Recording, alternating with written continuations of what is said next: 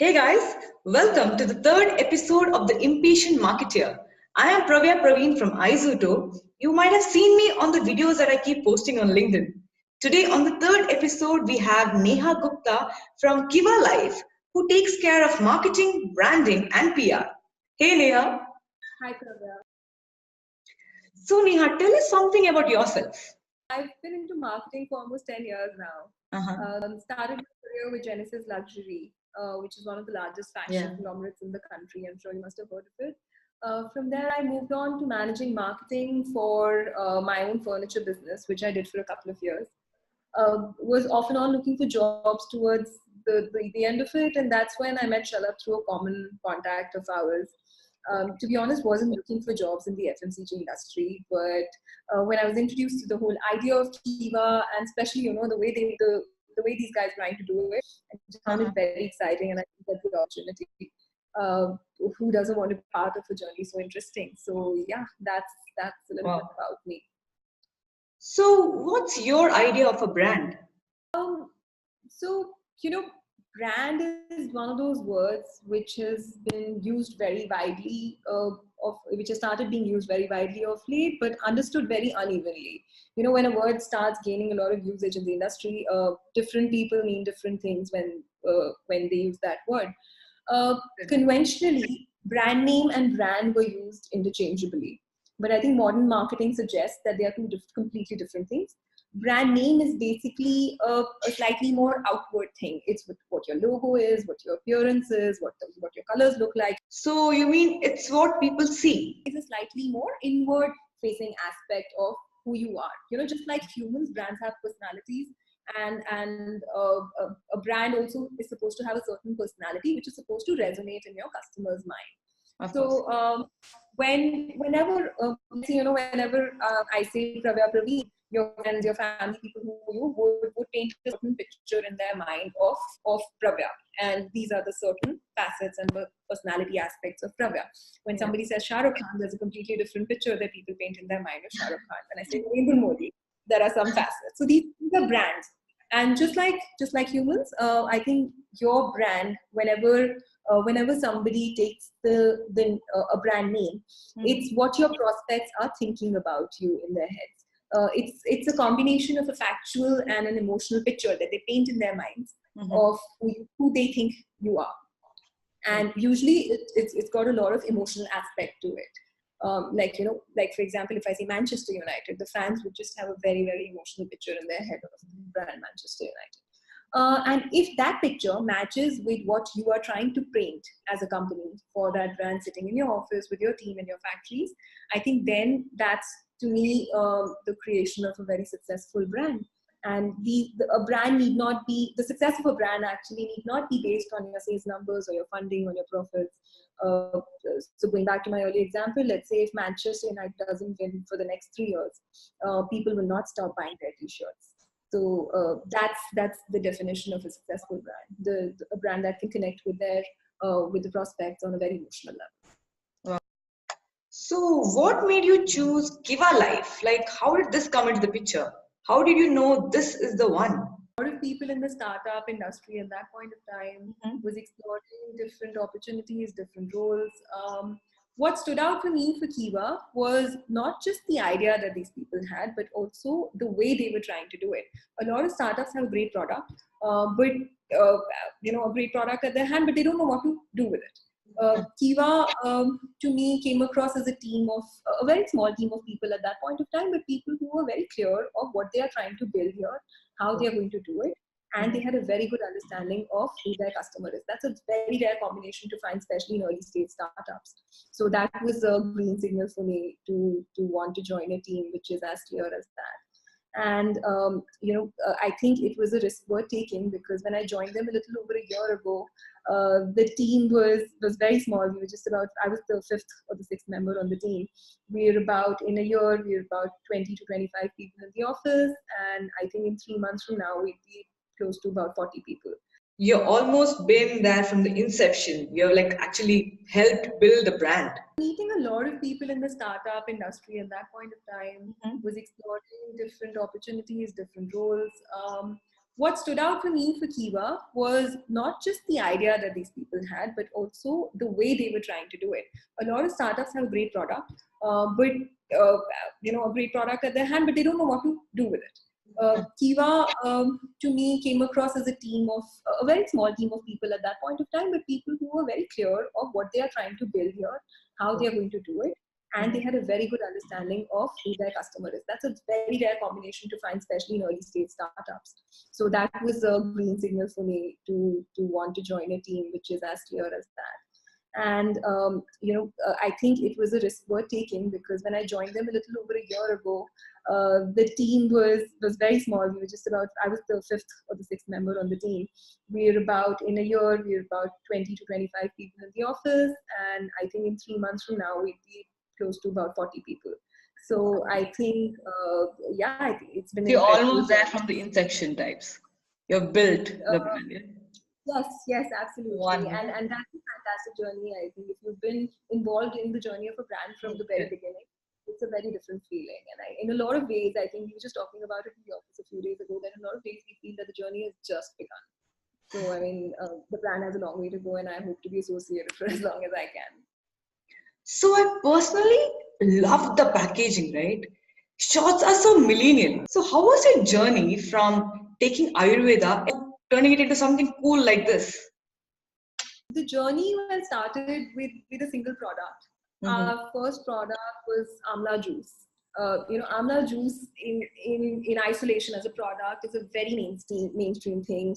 It's available across multiple brands at different price points. It's available in different stores. You can go to a niche high upmarket product store and then find an amla juice there, and you can also go to a very local vendor and find a version of it in that store as well.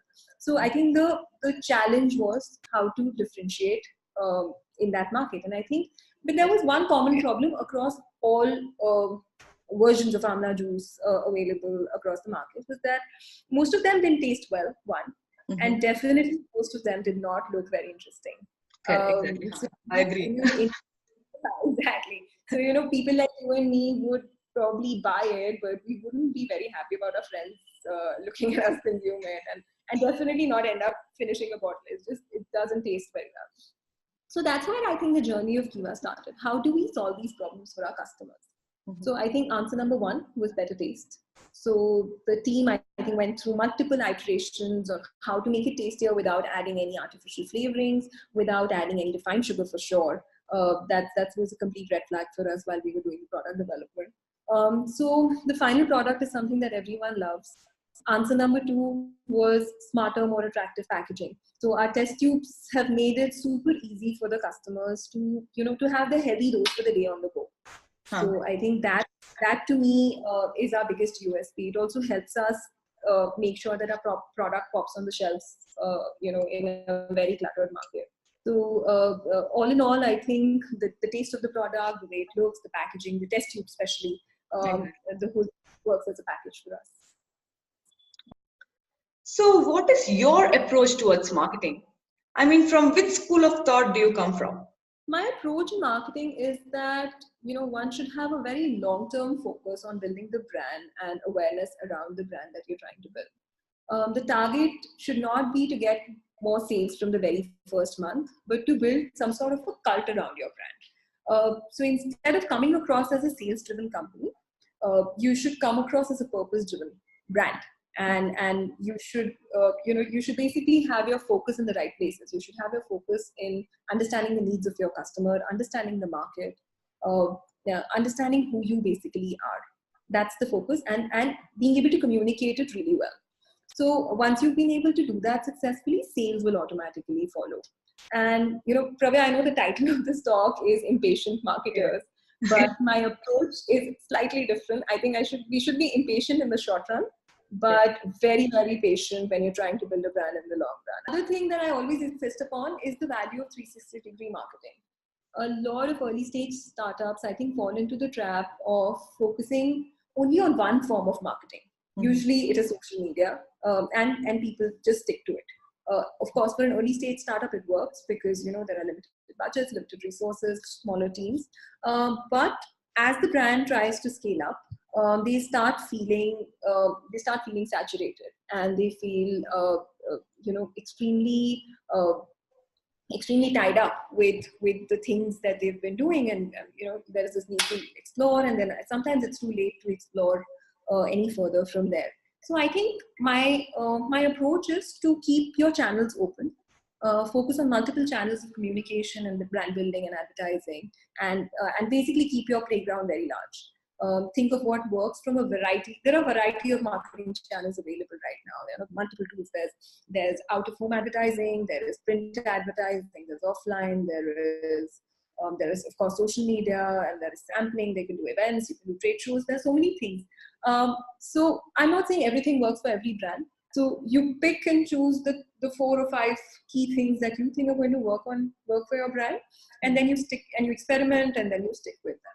Basically, try to target your customer at every touch point. That's very important to me. You retail over 60,000 shots per month. So what is your secret sauce? I believe there usually isn't any one recipe that makes a brand stand out. Okay. It's always a combination of various things. To have a relevant product, more than the right product. I mean, you could, a lot of startups have a very great product, but it may not be relevant for your TG. So you need to have a relevant product for the right TG. You need to have the right ingredients in your marketing mix, and a strong sense of who you are. I think those are the things that a brand must have. For Kiva, I think the main thing that has worked for us over the last 2 years has been the courage to go through multiple iterations and experimentations, and every time never be scared to take a product idea to the market and to your customer, and listen to your customers and come back with that feedback and make changes and then go back again. That's the one thing that I've learned from Chanab and from Kiva, that you don't have to be scared of multiple iterations and experimentation. I was checking out your website, and then I saw that you're selling masala jaggery, right? There's coconut, there's masala, there's cinnamon. It's a super interesting product. Again, experimentation is the key. Experimentation is the key. Not being scared of going to your customer, not being scared of listening to feedback is the key. I think that's something that a lot of people miss. Okay. So what next? Where do you see Kiva standing in the next 2 years? Lots of things are next, actually. We're going to be moving away, not really moving away, but moving from an Ayurveda only brand to a much broader spectrum of health foods in the coming 2 to 3 years. From a small portfolio of just 2 products, we've got shorts, and like you said, we've got jaggery. From moving to a small portfolio of these 2 products to a much wider portfolio of superfoods, where we'll be doing snacks, and we'll be doing a lot of basically anything and everything in the health foods segment. Packaged health food segment is something that Kiva wants to do in the next 2 years. So in 2 years, I think, if I may say, you will see Kiva become the brand of choice for packaged, non-meal functional foods in India, and hopefully several countries internationally. Wow. Okay, it's huge plans. So, any word of caution for the entrepreneurs who are about to take the leap into the health and beverage industry? I think my biggest advice to startup owners is to stop thinking of yourself as your own customer. What happens is, I've met so many startup entrepreneurs where the founders have a great product or idea at hand, but it only works for a very small niche clientele, which is usually a lot like themselves. So, for example, if I'm trying to start a fashion label, for example, there are chances that I would make clothes that work for me as a customer. And that, I think, to me is recipe for disaster, because you're not looking at the masses, you're not researching your market really well. And you need to understand that in India, a large part of your customers are still very value conscious, they're very price conscious, and they care for value for money more than anything else, even now. And so you just need to put yourself in your customer's shoes, not think from your perspective, but think from the market's perspective. You need to see what works, what doesn't work, especially in your product development phase. You need to see what value you are adding in the common person's life. That's an approach that a lot of people need to take. So basically what I'm trying to say is change your approach from a very inward facing brand to an outward facing brand. listening to customers. Like I said before, that you need to depend on customer feedback a lot. That's something that Kiva has been doing very successfully, I think. You need to listen to data. You need to listen to the numbers that you're getting. Have your research in place, and then dive into the market with full confidence and vigor. I think that's the one thing that makes it or break it for a brand. And another thing that brands need not do, that must not be afraid of, is to test waters and to listen to what your customer is saying. Like I said, this is something that I've again learned at Kiva, and of course, I think that's the one thing that startups really need to keep in mind before getting into the market. Thanks, Neha. It has been a delight having you on the third episode of The Impatient Marketeer.